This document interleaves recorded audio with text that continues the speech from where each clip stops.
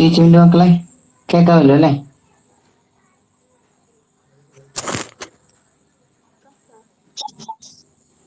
കേൾക്കാവോ?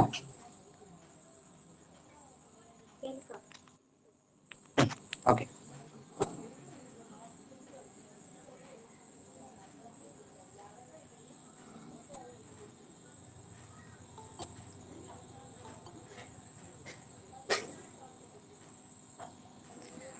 ഗൂഗിൾ മീറ്റുകാർക്ക് കാണാനും പറ്റുന്നുണ്ടല്ലോ?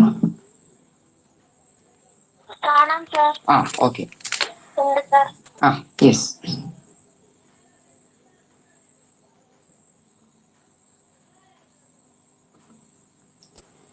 സോ നോക്കുക,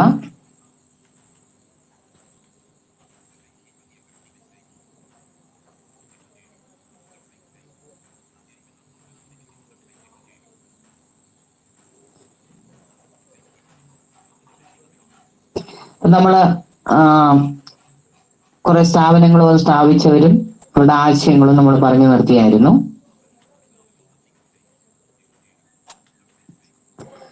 വീണ്ടും വീണ്ടും പറയേണ്ട ഒരു സാഹചര്യം ഉള്ളത് നമ്മളെ സ്കൂളിൽ പഠിപ്പിക്കുന്നതും ഓരോ ക്ലാസ്സിലായതുകൊണ്ടാണ് ഈ പറഞ്ഞു വീണ്ടും അതേ അവസ്ഥയിൽ തന്നെ നിൽക്കുന്നത്. സോ അതുകൊണ്ട് നമ്മൾ ഈ ചാപ്റ്റർ തീരുന്നതിന് ശേഷം അടുത്ത ചാപ്റ്റർ ഒരെണ്ണം ഓൺലൈനും ഒരെണ്ണം ഓഫ്ലൈനിലും ആയിരിക്കും എടുക്കുന്നത് കേട്ടോ.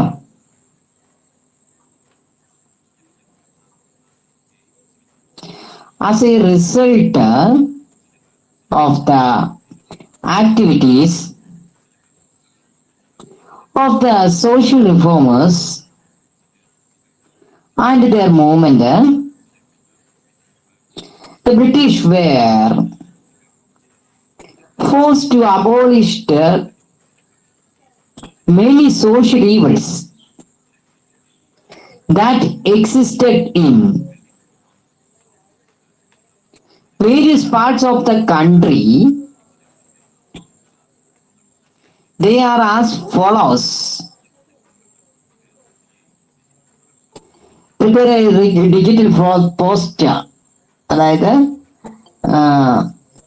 ഒരു ഡിജിറ്റൽ പോസ്റ്റർ തയ്യാറാക്കുക. ഈ ഇന്ത്യയുടെ വിവിധ ഈ പരിഷ്കരണ പ്രസ്ഥാനങ്ങൾ അവരുടെ പ്രവർത്തനം നടത്തിയതിനെ തുടർന്ന് ഇന്ത്യയുടെ വിവിധ ഭാഗങ്ങളിലായിട്ട് പല സോഷ്യൽ മൂവ്മെന്റ്സും നടന്നിട്ടുണ്ട്. അതിന്റെ ഒരു ഡിജിറ്റൽ ആൽബം തയ്യാറാക്കാനാണ് ഇവിടെ പറഞ്ഞിട്ടുള്ളത്. ഓക്കെ, മനസ്സിലായല്ലോ?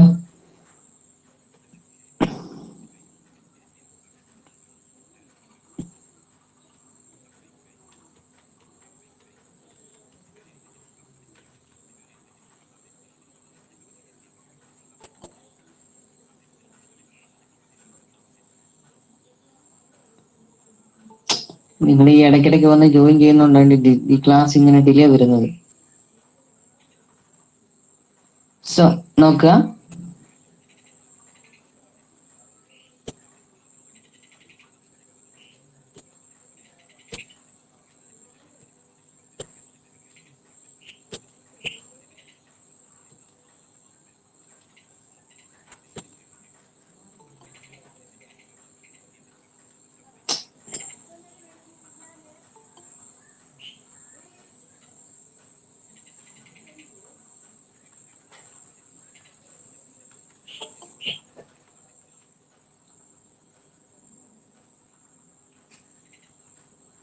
ശ്രദ്ധിക്കുക. How did the ideologies put forward by the Indian reform movement create nationalism among Indians on the basis of the hints given? Opposition to caste system, advocate for the equal rights,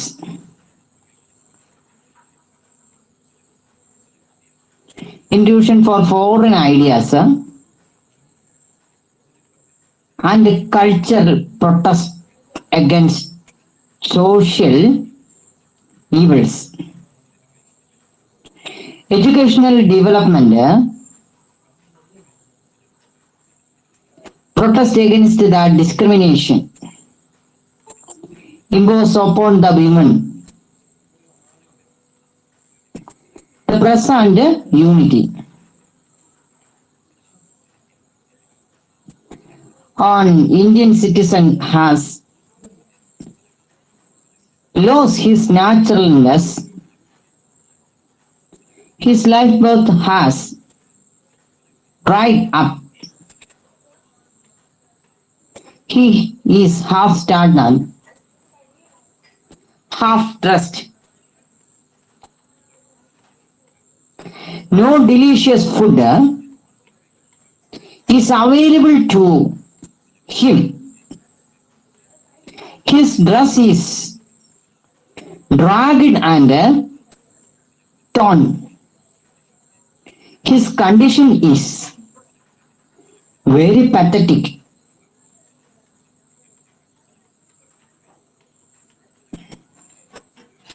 This is a news items that appeared in Sulabh Samachar and earlier newspapers from Bengal. Sulabh Samachar and earlier newspapers in Bengal. This news covers the plight of the Indians under the British rule. The newspapers in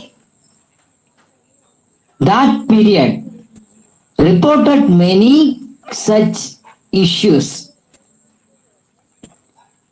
in the society. Let us see what did the newspapers do during the freedom movement. അതായത് ഇവിടെ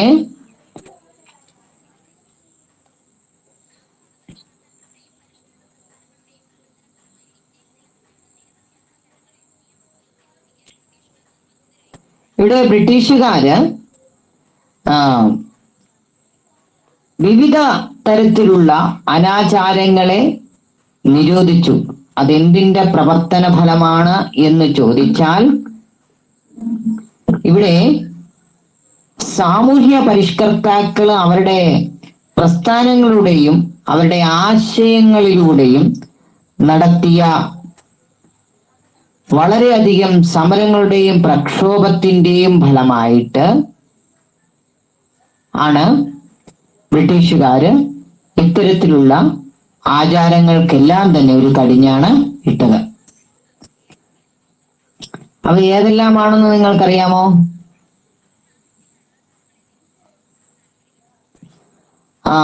ഈ സാമൂഹ്യ അനാചാരങ്ങളൊക്കെ നിരോധിച്ചുകൊണ്ട് പല നടപടികളും സ്വീകരിച്ചിട്ടുണ്ട്.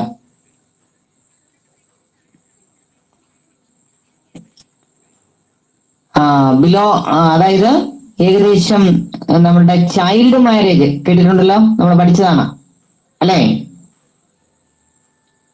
Child marriage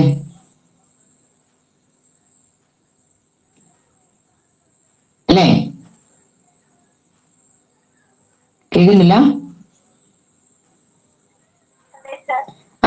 child marriage എന്ത് ചെയ്തു? ഇല്ലാതാക്കി, നിരോധിച്ചു അല്ലേ? അതേപോലെ തന്നെ എത്ര വയസ്സിന് താഴെയുള്ള പെൺകുട്ടികളെയാണ് ചൈൽഡ് മാരേജ് നടത്തിയിരുന്നത്? എത്രയാണ്? 12 വയസ്സിന് താഴെയുള്ള കുട്ടികളാണ് അല്ലേ? അതേപോലെ തന്നെ പെൺ ശിശുഹത്യ അതെന്തായിരിക്കും? അതായത് നിങ്ങൾ കേട്ടിട്ടില്ലേ, ഈ പെൺകുട്ടികൾ ഇന്നും വടക്കേ ഇന്ത്യയിലൊക്കെ ഇത്തരത്തിലൊരു ദുഷിച്ച ആചാരം നിലനിൽക്കുന്നുണ്ട്. മനസ്സിലായോ? പെൺ ശിശുഹത്യ എന്ന് പറഞ്ഞാല് ഇപ്പോഴൊരു പെൺകുട്ടി ജനിക്കുകയാണെന്ന് വെക്കുക, ആ പെൺകുട്ടിയാണെങ്കിൽ, ഒരാൾക്കൊരു കുട്ടി ജനിക്കുകയാണ്, അത് പെൺകുട്ടിയാണെങ്കിൽ അതിനെ കൊന്നു കളയുക. നിങ്ങൾ ആലോചിച്ച് നോക്കി, എന്ത് കഷ്ടമാണ്.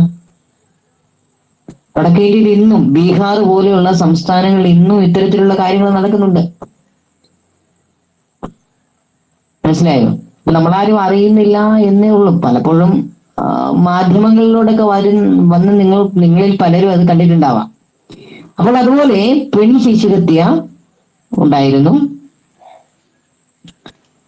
അതേപോലെ തന്നെ അബ്ലിഷൻ ഓഫ് സതി നിരോധിച്ചു, അല്ലേ?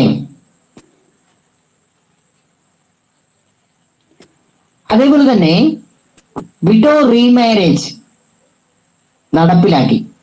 അതായത് വിധവാ പുനർവിവാഹം നടപ്പിലാക്കി. അബോളിഷൻ ഓഫ് സ്ലേവറി അഥവാ അടിമത്വം നിരോധിച്ചു.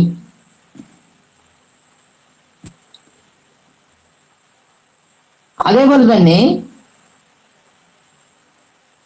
ചൈൽഡ് മാരേജ് അബോളിഷൻ ചെയ്തു, അല്ലേ? ശൈശവ വിവാഹം നിരോധിച്ചു.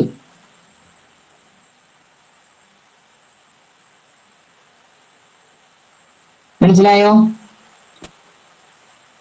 എന്തൊക്കെയാണെന്ന് മനസ്സിലായല്ലോ?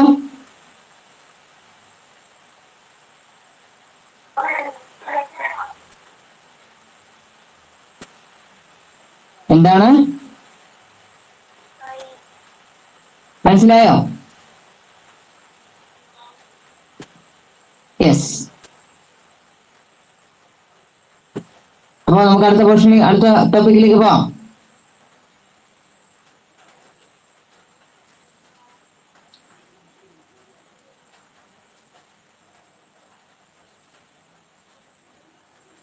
പറയൂ. ഓക്കെ.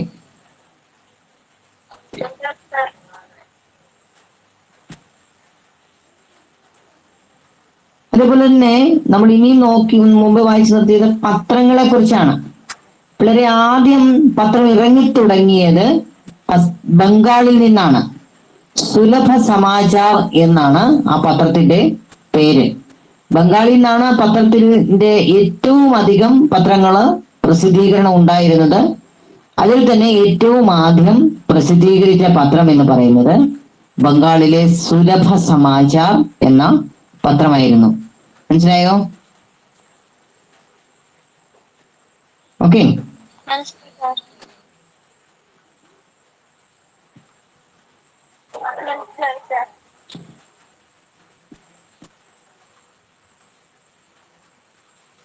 നമ്മളവിടെ ഒരു വാർത്ത വായിച്ചു. അതായത് അന്നത്തെ പട്ടിണിക്കാരൻ അല്ലെ പാവപ്പെട്ടവന്റെ അവസ്ഥയാണ് അതിനകത്ത് കൊടുത്തിരിക്കുന്നത്. അപ്പോൾ അത് ഞാൻ വിശദീകരിക്കാനൊന്നും നിൽക്കുന്നില്ല. വാർത്ത നിങ്ങൾ പുസ്തകത്തിലുണ്ട്, വായിച്ചു നോക്കിയാൽ മതി. അപ്പോൾ അന്നത്തെ ഇന്ത്യൻ പൗരന്റെ അവസ്ഥയാണ് സുലഭ സമാചാർ എന്ന പത്രത്തിൽ കൊടുത്തിരിക്കുന്നത്.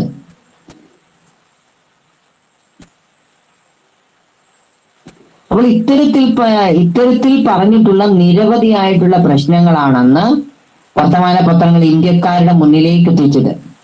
അതുകൊണ്ട് തന്നെയാണ് പത്രം വഹിച്ച പങ്ക്, ഇന്ത്യൻ സ്വാതന്ത്ര്യ സമരത്തിൽ പത്രത്തിന്റെ റോള് ഇമ്പോർട്ടന്റ് ആണെന്ന് പറയുന്നത്. ഇത്തരത്തിലുള്ള ഓരോ പ്രശ്നങ്ങളും ഓരോ പത്രങ്ങളും ജനങ്ങളുടെ മുന്നിലേക്ക് എത്തിച്ചിട്ടുണ്ട്, അല്ലേ? അപ്പൊ നിങ്ങളെല്ലാവരും മിക്കവരും തന്നെ പത്രം വായിക്കുന്നവരാണ്. ആ പത്രം വായിക്കുന്ന നിങ്ങൾക്കറിയാം വർത്തമാന പത്രങ്ങൾ എന്തെല്ലാം കാര്യങ്ങളാണ് നിങ്ങൾക്ക് മുന്നിൽ എത്തിച്ചു തരുന്നതെന്ന്, അല്ലേ? വർത്തമാന പത്രങ്ങൾ വായിക്കുന്ന നിങ്ങൾക്കറിയാം പത്രത്തിൽ വരുന്ന എന്തെല്ലാം വാർത്തകൾ. പത്രത്തിന് സാധാരണ എത്ര പേജ് കാണും പിള്ളേരെ? എത്ര പേജ് കാണും? സാധാരണ എത്ര പേജ് കാണും? ഒരു 12 പേജെങ്കിലും കാണത്തില്ലേ മാക്സിമം? ആണ്. അവിടെ ആ പത്രത്തിൽ വിവിധങ്ങളായ ഇന്ന് നമ്മൾ കാണുന്ന പത്രത്തിൽ ദേശീയ വാർത്തകളുണ്ടാകും, അന്തർദേശീയ വാർത്തകളുണ്ടാകും, പ്രാദേശിക വാർത്തകളുണ്ടാകും, അല്ലേ? അപ്പൊ അങ്ങനെ പത്രങ്ങൾ ഓരോരോ പ്രശ്നങ്ങൾ നമുക്ക് മുന്നിൽ എത്തിക്കാറുണ്ട്.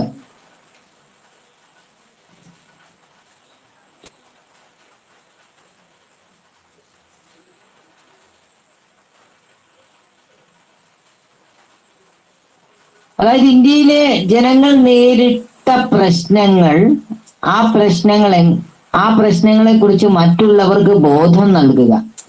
കാരണം പത്രമില്ലെങ്കിൽ അല്ലെങ്കിൽ ടി വി ഇല്ലെങ്കിൽ നമ്മൾ ഒരിടത്ത് നടക്കുന്ന മറ്റൊരു കാര്യം നമ്മൾ അറിയില്ല, അല്ലേ?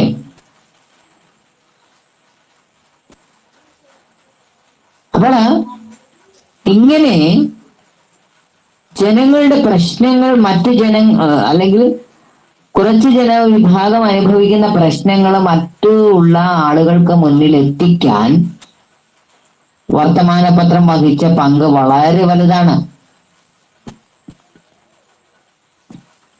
അതേപോലെ തന്നെ ഇന്ത്യൻ ദേശീയ പ്രസ്ഥാനത്തിലേക്ക് മറ്റുള്ള ജനങ്ങളെ ആകർഷിച്ച് അവരുടെ പങ്കാളിത്തം ഉറപ്പിക്കുക. ഇന്ത്യൻ ദേശീയ പ്രസ്ഥാനത്തിലേക്ക് എല്ലാ വിഭാഗം ജനങ്ങളെയും ആകർഷിച്ചുകൊണ്ടും അവരുടെ പങ്കാളിത്തം ഉറപ്പുവരുത്തിക്കൊണ്ടുമാണ് വർത്തമാന പത്രങ്ങൾ അവരുടെ പങ്ക് വഹിച്ചത്.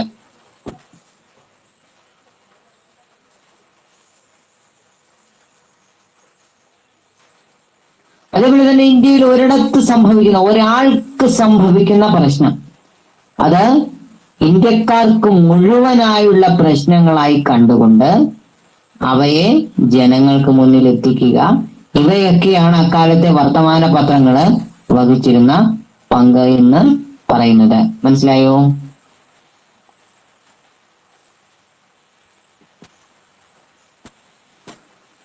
മനസ്സിലായല്ലോ? Okay okay okay.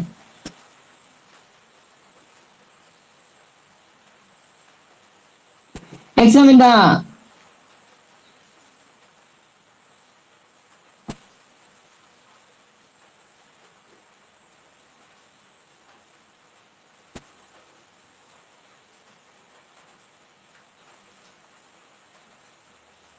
അത് എന്തെല്ലാം കാര്യങ്ങളാണ് ന്യൂസ് പേപ്പർ വഹിച്ചിരുന്നത് അവിടെ ടേബിൾ കൊടുത്തിട്ടുണ്ട്, കണ്ടോ?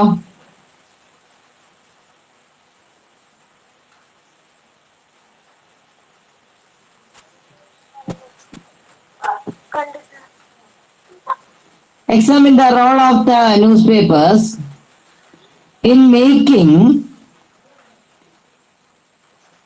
people aware of exploitation and the violation of right they faced.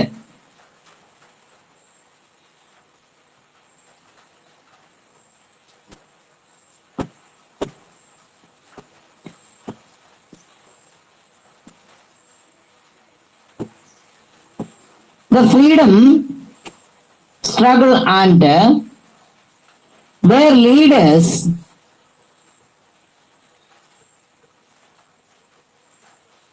find out the names of Malayalam newspapers public during the time of independent movement and list them. അതായത് പത്രങ്ങള് വളരെയധികം പങ്കാണ് വഹിച്ചത്. നിങ്ങളുടെ ആ പുസ്തകത്തിനകത്ത് അതിന്റെ ഒരു ടേബിൾ കൊടുത്തിട്ടുണ്ട്. അതൊക്കെ നമ്മൾ പറഞ്ഞുകൊണ്ട് നിങ്ങൾക്ക് വായിച്ചു നോക്കാവുന്നതേ ഉള്ളൂ. അത് പറഞ്ഞുകൊണ്ട് പോയാൽ നമ്മൾ സമയം ഒരുപാട് നഷ്ടപ്പെടും. അതുകൊണ്ടാണ് ആ ടേബിൾ ഞാൻ പറയാതെ വിട്ടത്. കേട്ടോ? വായിക്കണമെങ്കിൽ നിങ്ങൾ പറഞ്ഞാൽ മതി, വായിച്ചു തരാം. സോ അപ്പോഴ്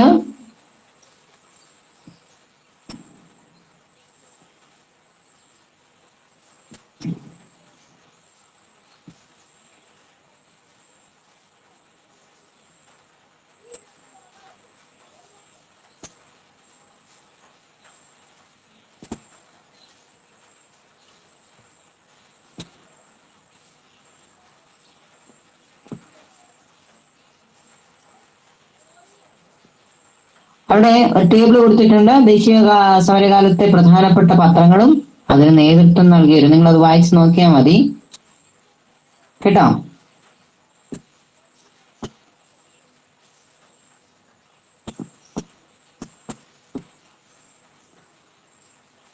മനസ്സിലായല്ലോ? Okay.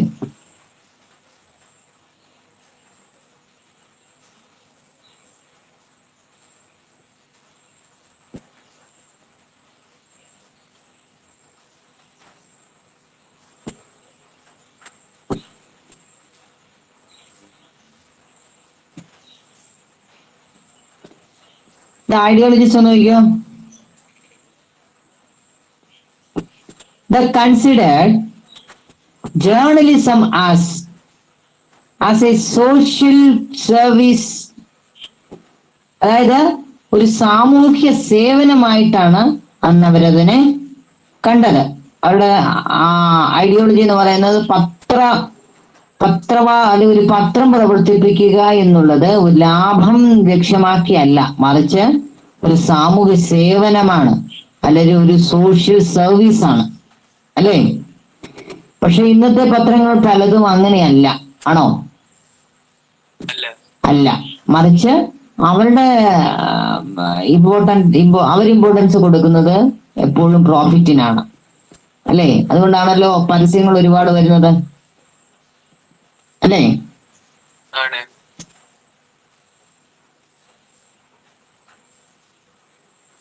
Criticize the national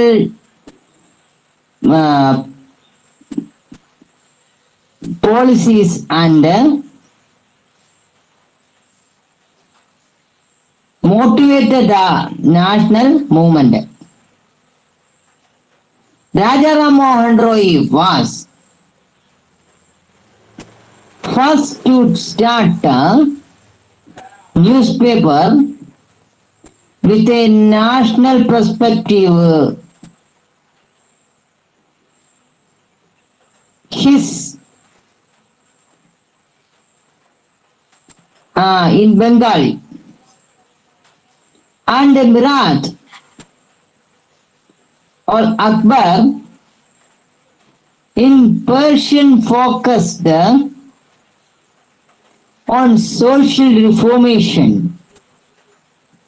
democracy and nationalism. Following his path, many reformers and national leaders published newspapers in regional languages. Realizing the powers of the press, British imposed strengthened measures to control them. The Vernacular Press Act, enacted by Lord Lytton in 1878, ആ വർഷം not ചെയ്തിടണം, was one of them. It gave the freedom of press in regional languages.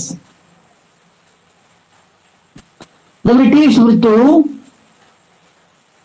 the act after a massive protest.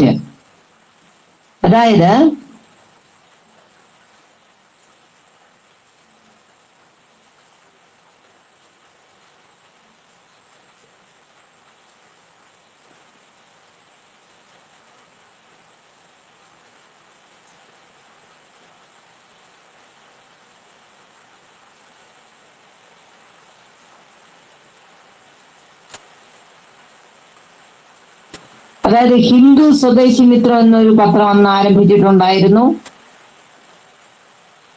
അത് തുടങ്ങിയ ആളുകള്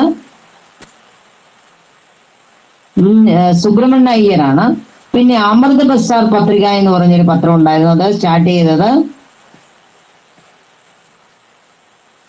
start ചെയ്തത് Sushil Kumar moth എന്ന് പറയുന്ന ആളാണ്.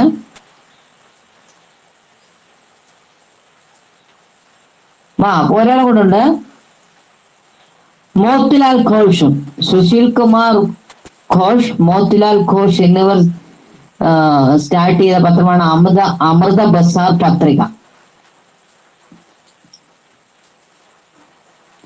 അതുപോലെ തന്നെ ബോംബെ സമാചാർ, ഫർദുർദി മസ്വാർ. അതേപോലെ തന്നെ ബാലഗംഗാധർ തിലക് ആരംഭിച്ച പത്രമാണ് കേസരി മറാത്ത.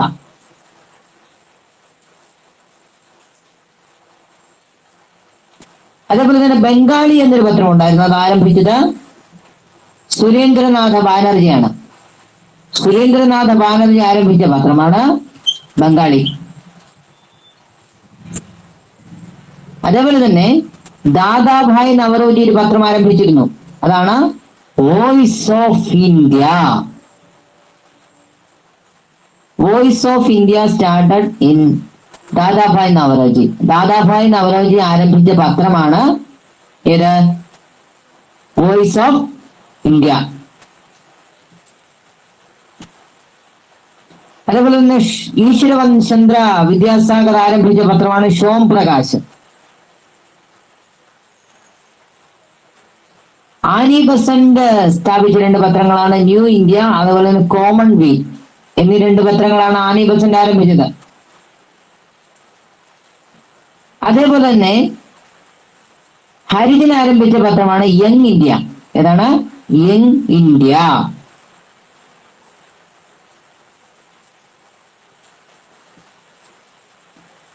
യങ് ഇന്ത്യ, ഹരിജൻ എന്നീ പത്രങ്ങൾ സ്ഥാപിച്ചത് മഹാത്മാഗാന്ധിയാണ്. ഇത് പ്രത്യേകം നോട്ട് ചെയ്ത് നോക്കണം. മഹാത്മാഗാന്ധിയുടെ 2 പത്രങ്ങളായിരുന്നു ഏതൊക്കെ? യങ് ഇന്ത്യയും ഹരിജനും. ഏതാണ്? Young India and Harijan started Mahatma Gandhi. Mahatma Gandhi ആരംഭിച്ച 2 പത്രങ്ങളാണ് യങ് ഇന്ത്യയും ഹരിജനും. അതേപോലെ തന്നെ മൗലാന അബുൽ കലാം ആസാദ് സ്ഥാപിച്ച പത്രമാണ് ഏത്? ഏതായിരിക്കും?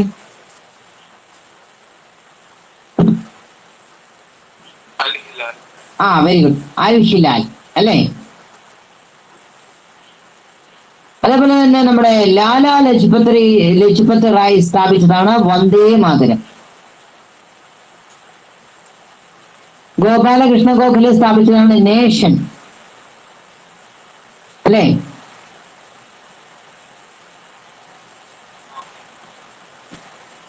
അവിടെ ഒരു പ്രവർത്തനം കൊടുത്തിട്ടുണ്ട്.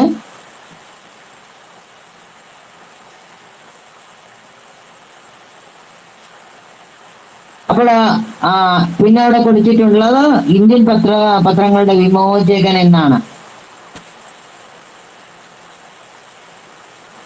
1823 ഇന്ത്യൻ ഭാഷകളിൽ പ്രസിദ്ധീകരിക്കുന്ന പത്രങ്ങൾക്ക് ലൈസൻസ് ഏർപ്പെടുത്തിക്കൊണ്ട് ബ്രിട്ടീഷുകാർ ഒരു ഉത്തരവ് പുറപ്പെടുവിച്ചിട്ടുണ്ടായിരുന്നു. 1823 1823 കേട്ടോ.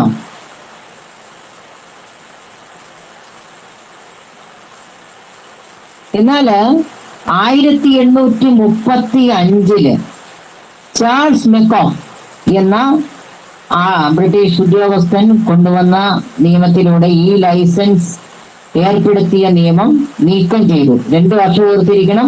ലൈസൻസ് ഏർപ്പെടുത്തിയത് 1823 ലൈസൻസ് ഇല്ലാതാക്കിയത് 1835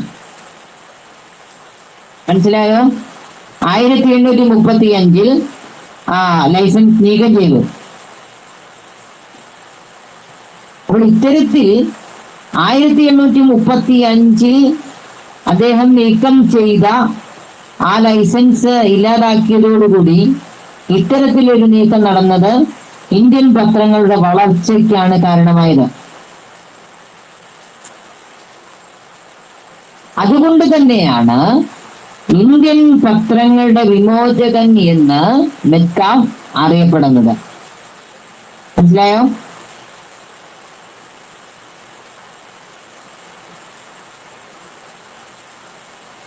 വർത്തമാന പത്രങ്ങളെയാണ് ഇന്ത്യൻ ദേശീയ പ്രസ്ഥാനത്തിന്റെ വളർച്ചയ്ക്ക് വേണ്ടി നേതാക്കൾ കൂടുതലായിട്ട് ഉപയോഗപ്പെടുത്തിയത്. വർത്തമാന പത്രങ്ങളെയാണ്. അക്കാലത്ത് ഒരു സാമൂഹിക സേവനമായിട്ടാണ് പത്രം പ്രസിദ്ധീകരിക്കുന്നത് അല്ലെങ്കിൽ പത്രം നടത്തിക്കൊണ്ടു പോകുന്നത് കരുതിയിരുന്നത്. ഒരു സോഷ്യൽ സർവീസ് ആയിട്ട് അല്ലെങ്കിൽ സാമൂഹിക സേവനമായിട്ടാണ് അക്കാലത്ത് പത്രത്തിന്റെ പ്രസിദ്ധീകരണം നടത്തിയിരുന്ന ആളുകൾ കരുതിയിരുന്നത്.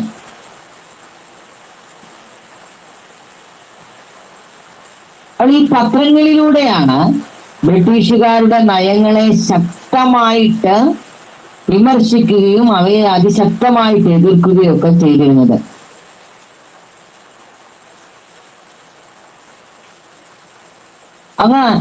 അങ്ങനെ പ്രാദേശിക പത്രങ്ങൾ ഉണ്ടായിരുന്നു എങ്കിൽ പോലും ദേശീയ കാഴ്ചപ്പാടോടുകൂടി ഒരു പത്രം പ്രസിദ്ധീകരിച്ചത് രാജാ റാം മോഹൻ റോയ് ആണ്.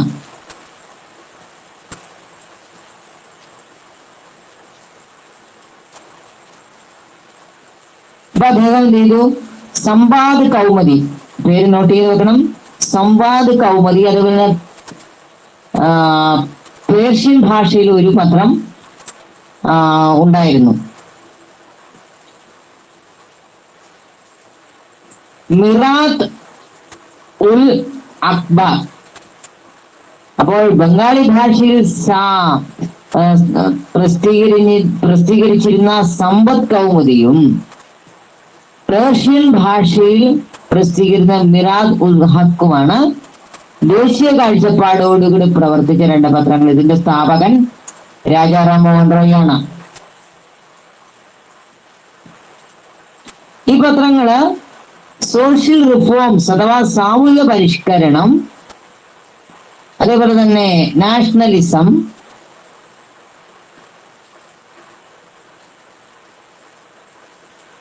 ഡെമോക്രസി അല്ലെങ്കിൽ ജനാധിപത്യം, സാമൂഹിക പരിഷ്കരണം, ദേശീയത, ജനാധിപത്യം എന്നീ കാഴ്ചപ്പാടുകൾ ഉയർത്തിപ്പിടിക്കുകയും അതുപോലെ തന്നെ ഈ ആശയങ്ങൾക്കാണ് ആ പത്രങ്ങള് കൂടുതല് ഊന്നൽ നൽകിയത്.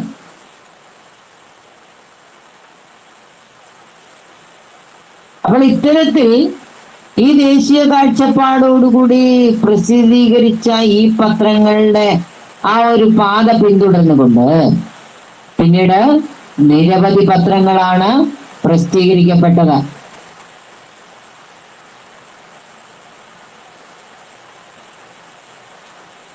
അപ്പോൾ ഈ പത്രങ്ങളിൽ മിക്കവയും പ്രസിദ്ധീകരിച്ചത് സോഷ്യൽ റിഫോംസും അതുപോലെ നാഷണൽ ലീഡേഴ്സുമാണ്. അഥവാ സാമൂഹ്യ പരിഷ്കരണ പ്രസ്ഥാനങ്ങൾക്ക് നേതൃത്വം നൽകിയവരും ദേശീയ നേതാക്കളുമാണ് ഈ പത്രങ്ങൾ പ്രസിദ്ധീകരിച്ചതിൽ ഭൂരിഭാഗം ആളുകളും. കേട്ടോ?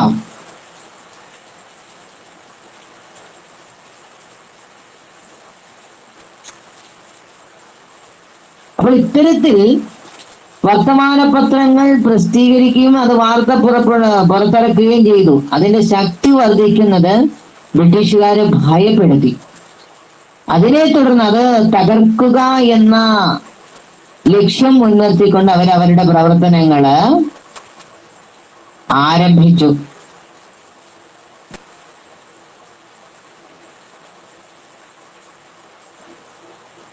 അതിലേറ്റവും പ്രധാനപ്പെട്ടതാണ് 1878 ഞാൻ മുമ്പേ പറഞ്ഞു. ഏതാക്റ്റാണ്? പ്രസ് വെർണാകുലസ് ആക്ട് അല്ലേ?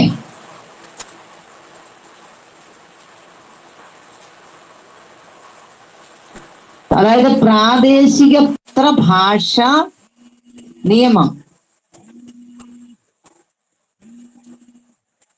അഥവാ വെർണാകുലസ് പ്രസ് ആക്ട്, പ്രാദേശിക ഭാഷാ പത്ര നിയമം 1878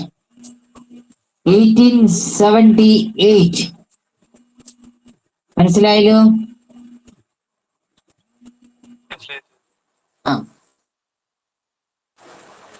ഇതിലൂടെ പ്രാദേശിക ഭാഷാ പത്രങ്ങൾക്ക് ഏർപ്പെടുത്തിയിരുന്ന നിയന്ത്രണങ്ങള് പിൻവലിച്ചു. മനസ്സിലായോ? ഇതിലൂടെ അല്ല, പ്രാദേശിക പത്രങ്ങൾക്ക് നിയന്ത്രണം ഏർപ്പെടുത്തി. Okay,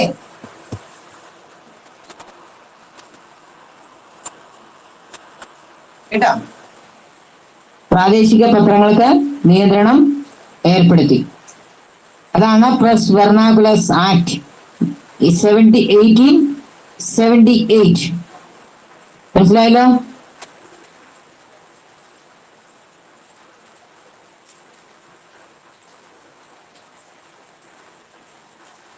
During those days, protected circulation and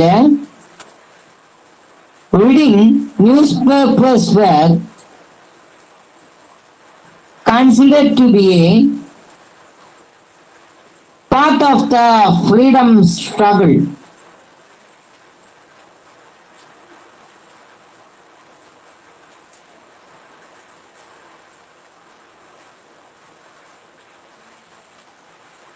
അവിടെ ഒരു വർക്ക് കൊടുത്തിട്ടുണ്ട്, അതൊന്ന് നിങ്ങൾ ചെയ്യാൻ പറ്റുമോ നോക്കുക. അപ്പോൾ ഇത്തരത്തിൽ വെർണാക്കുലസ് പ്രസ് ആക്ട് നടപ്പാക്കിയതിലൂടെ എന്താണ്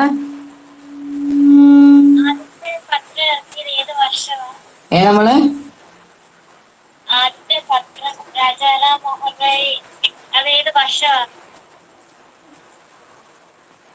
വർഷം വർഷം വീണത് കൊടുത്തിട്ടില്ലെന്ന് തോന്നുന്നു, നോക്കട്ടെ.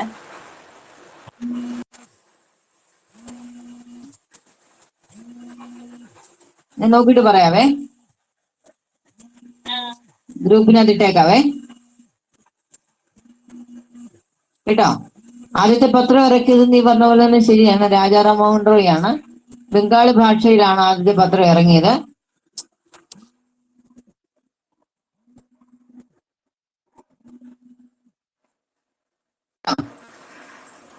ബംഗാളി ഭാഷയിലാണ് ആദ്യത്തെ പത്രം ഇറങ്ങിയത്. അതിന്റെ വർഷം ഞാൻ എഴുതിയിട്ടേക്കാം, കേട്ടോ? ആരാണ് നമ്മളെ ചോദിച്ചത്?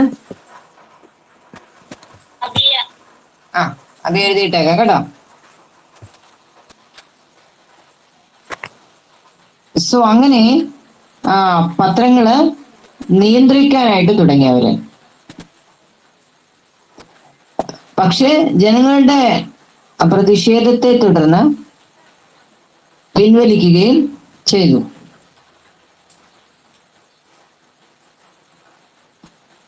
അപ്പോൾ ജനങ്ങൾ, അന്നത്തെ ജനങ്ങള് അക്കാലത്ത് പത്രങ്ങളെ സംരക്ഷിക്കുക, പത്രം വായിക്കുന്നവരെ, പ്രസിദ്ധീകരിക്കുന്നവരെ സപ്പോർട്ട് ചെയ്യുക, ഇത്തരത്തിലുള്ള കാര്യങ്ങളൊക്കെ തന്നെ ഒരു സ്വാതന്ത്ര്യ സമരവുമായിട്ട് ബന്ധപ്പെട്ടാണ് അവര്, അന്നത്തെ ജനങ്ങള് അത് കണ്ടിരുന്നത്. മനസ്സിലായോ?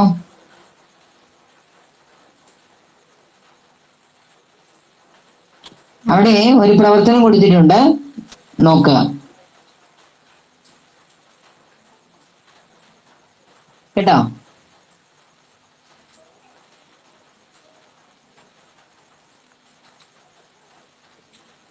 അപ്പൊ അത് ഒന്നും ചെയ്തു നോക്കാനായിട്ട് നമുക്ക് സമയമില്ല, അതുകൊണ്ടാണ്.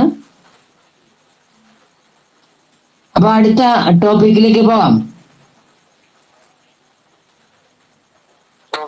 സ്പീഡ് കൂടുന്നുണ്ടോ? ഓക്കെ, ഉണ്ടെങ്കിൽ പറയണേ.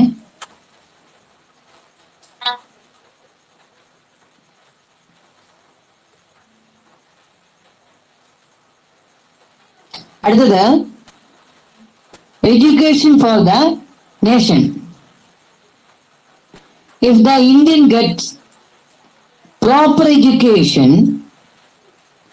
they will gain due respect from everyone. Rajaram Mohan Roy. If both the rich and poor get enough education, they they will be able to light unitedly against the all types of atrocities and sucriastics meted out to them. Keshava Chandra Ben, educated are the sportsmen of change. Veereshwalingam. These are visions of various social reformers on the important and the necessity of education, identify the role of education from these observations to bring about changes in society. അതായത് ഇനി നമ്മൾ നോക്കാൻ പോകുന്നത്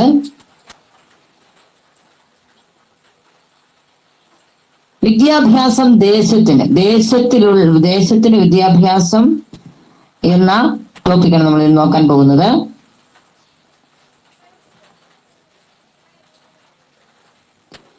അതായത് Indian ജനതയ്ക്ക് ശരിയായിട്ടുള്ള വിദ്യാഭ്യാസം ലഭിക്കുമെങ്കിൽ എല്ലാവരുടെയും ആദരവ് നേടാൻ ഇന്ത്യൻ ജനതയ്ക്ക് കഴിയും. ഇത് പറഞ്ഞത് ആരാണ്? രാജാ റാംമോഹൻ റോയ് പറഞ്ഞതാണ്. അതായത് ശരിയായ വിദ്യാഭ്യാസം ഇന്ത്യൻ ജനത നേടുകയാണെങ്കിൽ എല്ലാവരുടെയും ആദരവിന് പാത്രമാകാൻ ഇന്ത്യൻ ജനതയ്ക്ക് സാധിക്കുമെന്ന് ആണ് രാജാ റാംമോഹൻ റോയ് പറയുന്നത്. അതായത് പാവപ്പെട്ടവൻ, അതേപോലെ തന്നെ പണക്കാരൻ എന്നീ വിഭാഗങ്ങള് വിദ്യാഭ്യാസം നേടുകയാണെങ്കിൽ തങ്ങൾക്കെതിരെയുള്ള കടന്നാക്രമണം, അതേപോലെ തന്നെ ക്രൂരത, അതേപോലെ തന്നെ അടിച്ചമർത്തലുകൾ എല്ലാം തന്നെ ഒറ്റക്കെട്ടായിട്ട് നിന്ന് ചെറുക്കാൻ അവർക്ക് സാധിക്കും. ഇത് പറഞ്ഞത് കേശവചന്ദ്ര സെൻ ആണ്. കേശവചന്ദ്ര സെൻ. അതായത് വിദ്യാസമ്പന്നരായിട്ടുള്ള ആളുകളാണ് മാറ്റത്തിന് എപ്പോഴും തുടക്കം കൊടുക്കുന്നത്. നിങ്ങൾക്കറിയാം, ദേശീയ സമരം ആരംഭിക്കുന്നത് തന്നെ അത് ശക്തി പ്രാപിക്കുന്നത് തന്നെ ഈ മാറ്റം അല്ലെങ്കിൽ പുതിയ വിദ്യാഭ്യാസം ലഭിച്ച പുതിയ തലമുറയുടെ പ്രയത്ന ഫലമായിട്ടാണ്. രാജാ റാംമോഹൻ റോയ്ക്ക് അതുകൊണ്ടാണ് ഇംഗ്ലീഷ് വിദ്യാഭ്യാസം നേടിയത് കൊണ്ടാണ് അദ്ദേഹം സതി എന്ന ദുരാചാരത്തെയും ജാതി വിവേചനത്തെയൊക്കെ എതിർത്തു തുടങ്ങിയത്. അദ്ദേഹമാണ് ഇന്ത്യയുടെ ആധുനികവൽക്കരണത്തിന് വേണ്ടി വാദിച്ച ആളെന്ന് നമ്മൾ പറഞ്ഞത്. ഇന്ത്യയുടെ മോഡേണൈസേഷന് വേണ്ടി വാദിച്ച ആദ്യത്തെ വ്യക്തി രാജാ റാംമോഹൻ റോയാണ്. അദ്ദേഹത്തിന് ഇംഗ്ലീഷ് വിദ്യാഭ്യാസം ലഭിച്ചത് കൊണ്ടാണ് അദ്ദേഹം ഇത്തരത്തിലുള്ള മാറ്റത്തിന് വേണ്ടിയൊക്കെ പ്രവർത്തിച്ചു തുടങ്ങിയത്. അപ്പോൾ എപ്പോഴും വിദ്യാസമ്പന്നരായിട്ടുള്ള ആളുകളാണ് മാറ്റത്തിന്റെ വക്താക്കൾ എന്നാണ് പറയുന്നത്. ഇത് പറഞ്ഞത് വീരേശലിംഗമാണ്. മനസ്സിലായോ?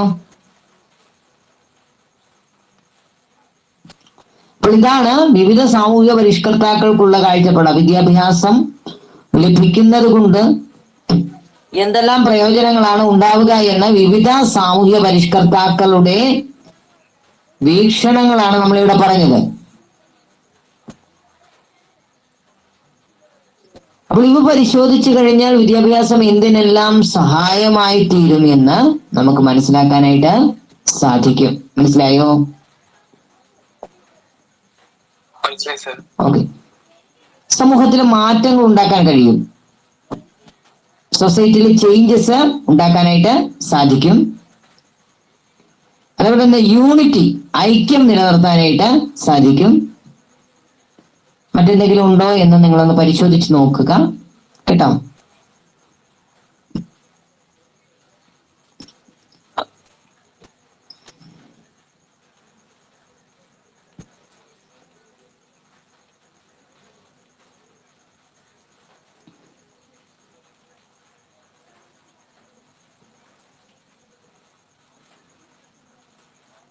Ferguson College in Pune, established by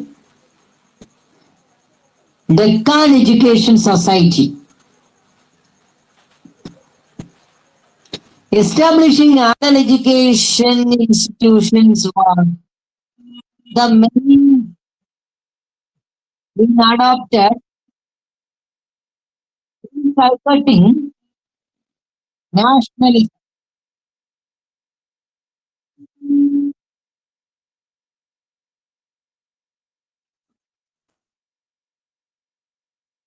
Nationalism.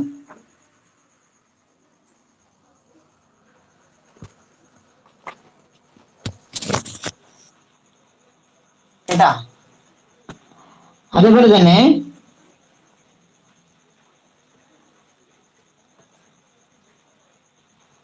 they imparted secular education to all sections of the society. The Deccan Education Society, founded in 1884, ആ വർഷം ഒന്ന് നോട്ട് ചെയ്തിടണം. Deccan education society founded in 1884, 1884 Deccan education society സ്ഥാപിക്കുന്നത്. എവിടെയാണ്? ഇൻ പൂന. പൂനെയിലാണ് 1884 Deccan education society found ചെയ്യുന്നത്, establish ചെയ്യുന്നത്, രൂപീകരിക്കപ്പെട്ടത്. ജി അഡാക്ക, Balagangadhara Tilak and Mahadeva Govinda Ranade was one of such educational institutions established with a nationalistic perspectives. The founders were well aware that education was inevitable in the socio-economic and cultural progress of the country. അതായത്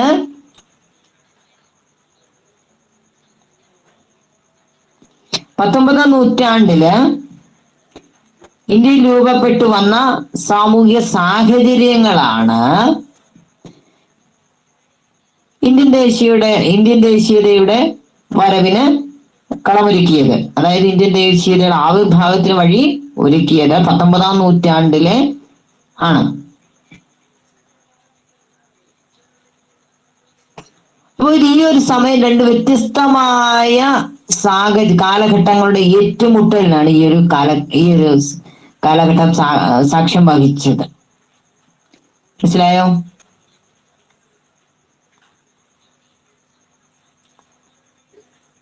അതായത് ഇന്ത്യയെ രാഷ്ട്രീയവും സാമ്പത്തികവും സാംസ്കാരികവുമായി ബ്രിട്ടന്റെ താല്പര്യം, അതായത് economic political and cultural ആയിട്ടുള്ള interest, അവരുടെ ഈ 3 മേഖലയിലുമുള്ള താല്പര്യങ്ങളാണ് അവരെ ഇതില് നമ്മളെ കീഴടക്കാൻ പ്രേരിപ്പിച്ചത്.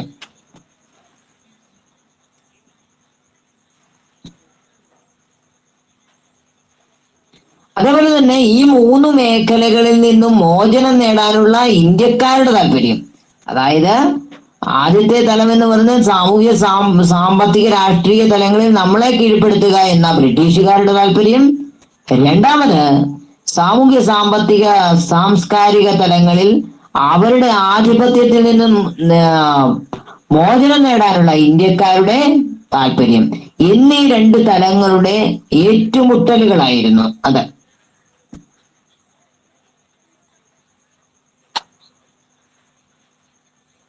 അപ്പോൾ ഇത്തരത്തിൽ പാരസ്പര്യമായിട്ടുള്ള ഏറ്റുമുട്ടലുകൾ ഉണ്ടായി എന്ന് നമ്മളിപ്പോ പറഞ്ഞു. ആ ഏറ്റുമുട്ടലുകൾ ഉണ്ടായതിന്റെ ഏറ്റവും പ്രധാനപ്പെട്ട ഒരു സെക്ടർ എന്ന് പറയുന്നത് എഡ്യൂക്കേഷൻ സെക്ടറാണ്, അതായത് വിദ്യാഭ്യാസ മേഖലയാണ്. മനസ്സിലായോ? ഇത്തരത്തിൽ ഈ രണ്ട് തലങ്ങളിലുള്ള ആ രണ്ട് തലങ്ങളുടെയും ഏറ്റുമുട്ടല് അതിന്റെ ഏറ്റവും പ്രധാനപ്പെട്ട ഒരു വേദിയായി മാറിയത് നമ്മളുടെ എഡ്യൂക്കേഷൻ വിഭാഗമാണ്. അതെ, ബ്രിട്ടീഷ് കൊളോണിയൽ മേധാവിത്വത്തെയും അതിലെ ഇന്ത്യയിൽ ഉണ്ടായിരുന്ന അസമത്വങ്ങളെയും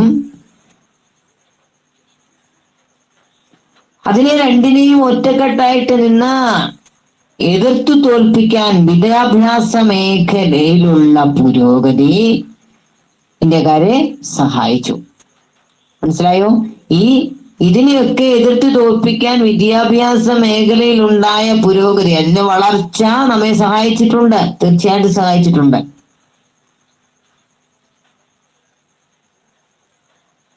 അങ്ങനെയാണ് ഇന്ത്യക്കാരിൽ ദേശീയ കാഴ്ചപ്പാട് വളർത്താൻ വിദ്യാഭ്യാസം സഹായകമായത്. മനസ്സിലായോ?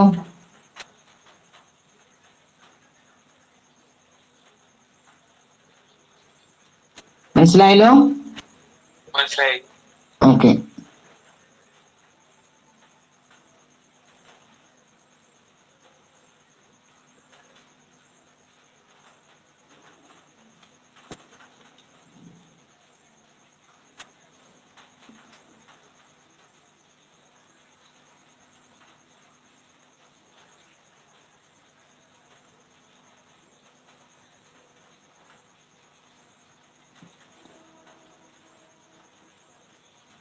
അതായത് ഈ സാഹചര്യത്തെ എങ്ങനെയാണ് ദേശീയ നേതാക്കള് നമ്മളുടെ പുരോഗതിക്ക് വേണ്ടി വിദ്യാഭ്യാസ മേഖലയെ എങ്ങനെ പ്രയോജനപ്പെടുത്തി എന്നാണ് നാം ഇനി നോക്കുന്നത് കേട്ടോ.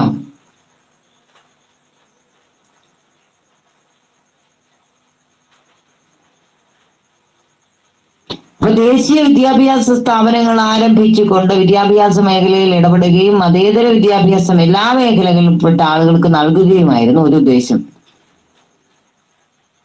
അതിനുവേണ്ടി 1884 ആ വർഷം നോട്ടിയിടുന്ന മലയാളം മീഡിയംകാരെ, 1884 1884 ആ 1884 ജി അഡാർക്കർ, അതുപോലെ തന്നെ ബാലഗംഗാധര തിലക്, മഹാദേവ ഗോവിന്ദ റാനഡെ. അപ്പോൾ ഇവര് മൂന്നുപേരും കൂടെ ചേർന്ന് പൂനെയില് ഒരു സ്ഥാപനം ആരംഭിച്ചു, ഡെക്കാൻ എഡ്യൂക്കേഷൻ സൊസൈറ്റി. ആരൊക്കെയാണ് സ്ഥാപകര്? Founder of Deccan education society എന്ന് ചോദിച്ചാൽ എന്തെഴുതണം? ആരൊക്കെയാണ്? ജി അഡാർക്കർ, ബാലഗംഗാധര തിലക്, ഒരാളെ കൂടെ ഉണ്ടല്ലോ, ആരാ? മഹാദേവ ഗോവിന്ദ റാനഡെ. മഹാദേവ ഗോവിന്ദ റാനഡെ, ബാലഗംഗാധര തിലക്, ജി അഡാർക്കർ എന്നിവർ ചേർന്നാണ് പൂനെയിൽ, ശ്രദ്ധിക്കുക, സ്ഥലപ്പേര് കൂടെ നോട്ട് ചെയ്ത് വെക്കണം, പൂന ഡെക്കാൻ എഡ്യൂക്കേഷൻ സൊസൈറ്റി 1884. മനസ്സിലായോ?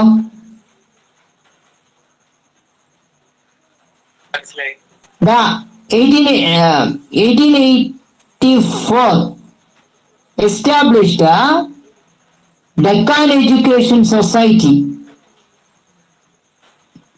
founded by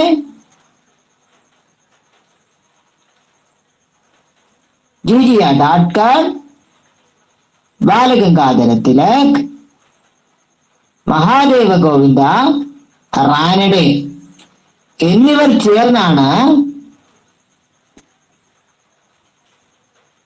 പൂനെയിൽ ഡെക്കാൻ എഡ്യൂക്കേഷൻ സൊസൈറ്റി 1884 സ്ഥാപിച്ചത്.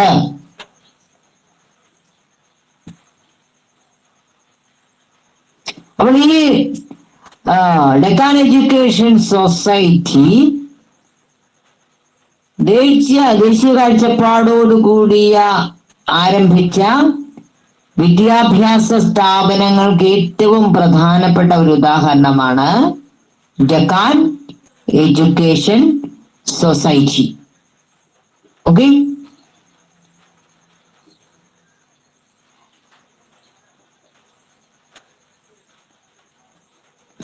അപ്പോൾ ഇത്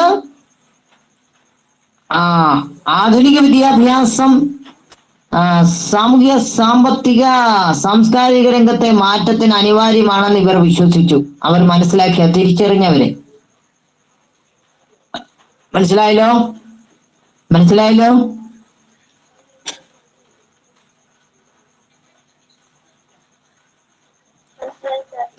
അതേപോലെ തന്നെ ഡക്കാൻ എഡ്യൂക്കേഷൻ സൊസൈറ്റി സ്ഥാപിച്ച ഫർഗൂസൺ കോളേജ്. ഏതാണ്? Ferguson college. Deccan education society സ്ഥാപിച്ച ഫർഗൂസൺ കോളേജ് അതെവിടെയാണ്? പൂനെയാണ്. ഡക്കാൻ എഡ്യൂക്കേഷൻ സൊസൈറ്റിയുടെ ഹെഡ്ക്വാർട്ടേഴ്സും പൂനെയാണ്. ഫർഗൂസൺ കോളേജും പൂനെയിലാണ്. അതിന്റെ ഒരു ചിത്രം അവിടെ കൊടുത്തേക്കുന്ന കണ്ടോ? ഫർഗൂസൺ കോളേജിന്റെ. അതേപോലെ തന്നെ ഡക്കാൻ എഡ്യൂക്കേഷൻ സൊസൈറ്റിയുടെ സീലിന്റെ പിക്ചർ അവിടെ കൊടുത്തിട്ടുണ്ട്.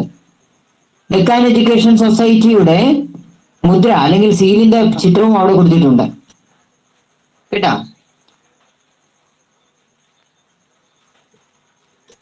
ഇത്ര മനസ്സിലായല്ലോ?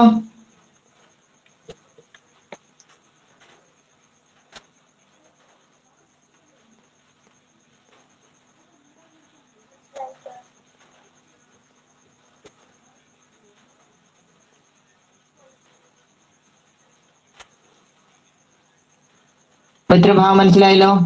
സമയത്ര പിള്ളേരെ?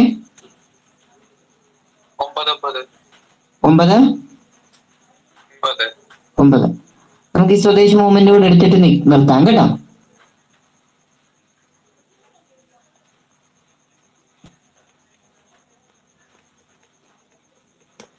The Swadeshi movement which started after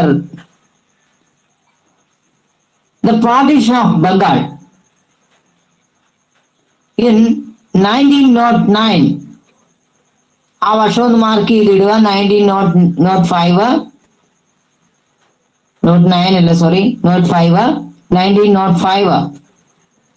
Bengal partition of Bengal ആണ് 1905 കേട്ടോ. Influenced to found many education institutions for the propagations of the national education. D.K. Gav started first Indian women university in Maharashtra in 1916. 1916 ഇന്ത്യയിൽ ആദ്യമായിട്ട് വനിതാ സർവകലാശാല ബോംബെ സ്ഥാപിക്കുന്നത്. എവിടെയാണ് വനിതാ സർവകലാശാല സ്ഥാപിച്ചത്? എവിടെയാണ്? മഹാരാഷ്ട്ര കേട്ടോ. Yes. He was motivated by the concept that education had a pivotal role in women empowerment. Following these many educations,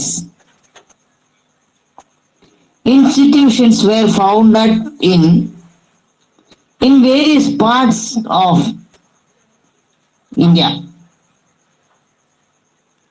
The major objectives were promotions, nationalism, opposition to social evils, and the rejection of Western education. Gandhiji and Tagore at the Vishwabharati. The university founded Rabindranath Tagore. The university founded by the Rabindranath Tagore in Bengal. Focus on universal brotherhood. With this university, Tagore aimed at a system of education that would bridge Western and Eastern cultures.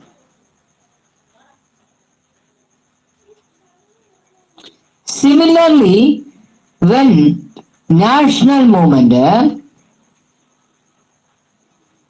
became strong under the leadership of Mahatma Gandhi,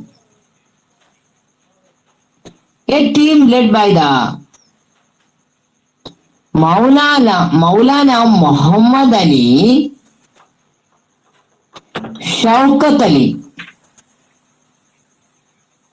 Dr. Zakir Hussain, and M.A. Ansari,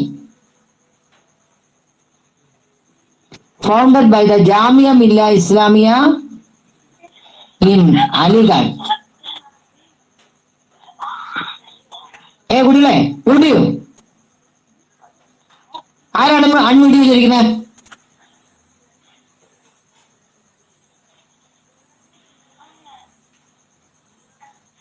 ആരാണ് unmute ചെയ്തിരിക്കുന്നത്?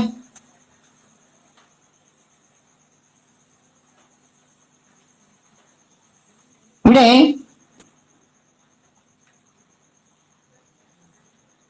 നോക്കൂ,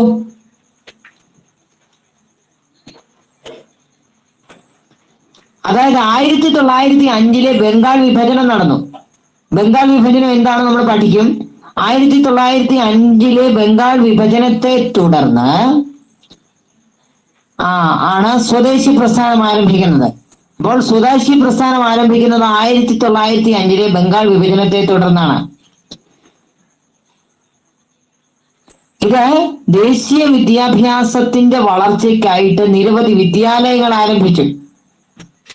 1905 ബംഗാൾ വിഭജനത്തെ തുടർന്ന് സ്വദേശി പ്രസ്ഥാനം ആരംഭിക്കുകയും ഇത് ദേശീയ വിദ്യാഭ്യാസത്തിന്റെ പുരോഗതിക്കായിട്ട് നിരവധി വിദ്യാലയങ്ങൾ സ്ഥാപിക്കുകയും ചെയ്തു.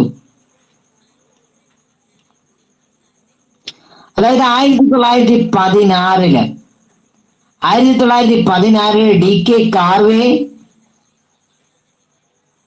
മഹാരാഷ്ട്രയിൽ ആരംഭിച്ച ആദ്യത്തെ ഇന്ത്യയിലെ വനിതാ സർവകലാശാല.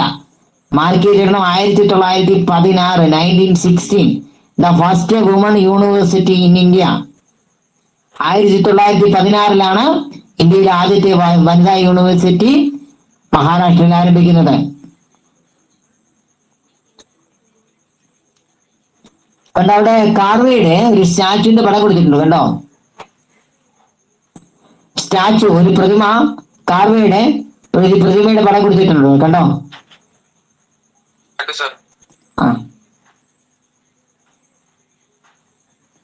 അപ്പോൾ അദ്ദേഹം സ്ഥാപിച്ചത് സ്ത്രീകളുടെ ഉന്നമനത്തിന് വേണ്ടിയുള്ളതാണ്. വിദ്യാഭ്യാസം സ്ത്രീകളുടെ ഉന്നമനത്തിന് വേണ്ടിയാണ് അദ്ദേഹം ഈ വിദ്യാഭ്യാസ സ്ഥാപനം ആരംഭിച്ചത്. കാർവ. അപ്പോൾ ഇത്തരത്തിൽ ഇതിനെ തുടർന്ന് നിരവധി വിദ്യാലയങ്ങളാണ് ആരംഭിച്ചത്. മനസ്സിലാവും? നിരവധി വിദ്യാലയങ്ങളാണ് ഇതിനെ തുടർന്ന് ഇന്ത്യയിൽ ആരംഭിച്ചത്. ഇന്ത്യയുടെ വിവിധ ഭാഗങ്ങളിൽ നിരവധി വിദ്യാലയങ്ങൾ ആരംഭിച്ചു. മനസ്സിലായോ?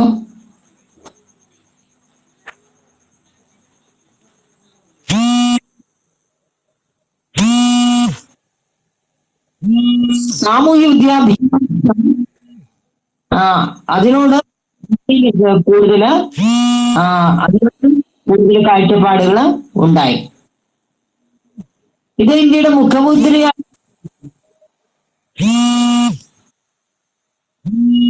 അതായത് രവീന്ദ്രനാഥ ടാഗോർ ഇന്ത്യയിൽ സ്ഥാപിച്ച ബംഗാളിൽ സ്ഥാപിച്ച വിശ്വഭാരതി സർവകലാശാല വിവിധ രാഷ്ട്രങ്ങൾക്കപ്പുറത്തുള്ള അന്തർദേശീയമായിട്ടുള്ള ബ്രദർഹുഡിനാണ്, സാഹോദര്യത്തിനാണ് രൂപം നൽകിയത്.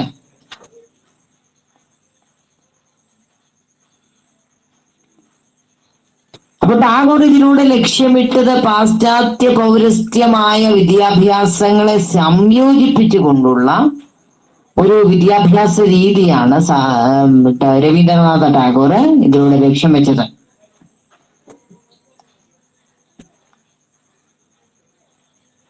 അങ്ങനെ ഗാന്ധിജിയുടെ നേതൃത്വത്തിൽ ഗാന്ധിജി ഇന്ത്യൻ ദേശീയ പ്രസ്ഥാനത്തിന്റെ നേതൃത്വത്തിൽ എത്തിയതോടുകൂടി ദേശീയ പ്രസ്ഥാനം കൂടുതൽ ശക്തി പ്രാപിച്ചു. അപ്പൊ അങ്ങനെ ഇന്ത്യൻ ദേശീയ പ്രസ്ഥാനം ഗാന്ധിജിയുടെ നേതൃത്വത്തിൽ കൂടുതൽ ശക്തി പ്രാപിച്ചതോടുകൂടി മൗലാന മുഹമ്മദ് അലി അതുപോലെ തന്നെ ഷൗക്കത്ത് അലി, ഇവരെ അലി ബ്രദേഴ്സ് അഥവാ അലി സഹോദരന്മാരെന്നാണ് അറിയപ്പെടുന്നത്. ഈ അലി സഹോദരന്മാരും ഡോക്ടർ സക്കീർ ഹുസൈൻ, ആരാണ്? ഡോക്ടർ സക്കീർ ഹുസൈൻ, അതുപോലെ തന്നെ എം എ അൻസാരി, ആരൊക്കെയാണ്? ഷൗക്കത്ത് അലി, അതേപോലെ തന്നെ Muhammad Ali, doctor Zakir Hussain, M A Ansari എന്നിവരുടെ നേതൃത്വത്തില് അലിഗഡിൽ സ്ഥാപിച്ച വിദ്യാഭ്യാസ കേന്ദ്രമായിരുന്നു ജാമിയ മില്ലിയ കോളേജ്, ഇസ്ലാമിയ കോളേജ്. കേട്ടോ?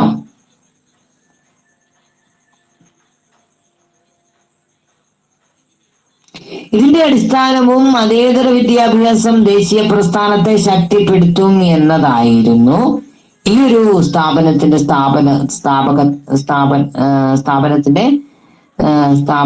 സ്ഥാപകമായിട്ട് അവര് കണ്ടത്. ഈ സ്ഥാപനം സ്ഥാപിക്കുന്നതിലൂടെ അവർ ലക്ഷ്യം വെച്ചതും ഇത് തന്നെയായിരുന്നു.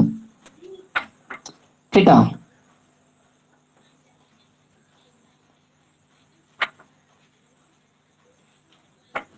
അപ്പോൾ ബാക്കി ഭാഗം നമുക്ക് അടുത്ത ക്ലാസ്സിൽ എടുക്കാം. ഓക്കെ, കേട്ടോ? ബാക്കി ഭാഗം നമുക്ക് അടുത്ത ക്ലാസ്സിൽ എടുക്കാം. ഓക്കെ ഓക്കെ എല്ലാവരും ഓക്കെ. Good night. എല്ലാവരും ലെഫ്റ്റ് ചെയ്തോ? പേരൊന്നും പറയണ്ട, വേഗം ലെഫ്റ്റ് ചെയ്ത് വയ്ക്കാം.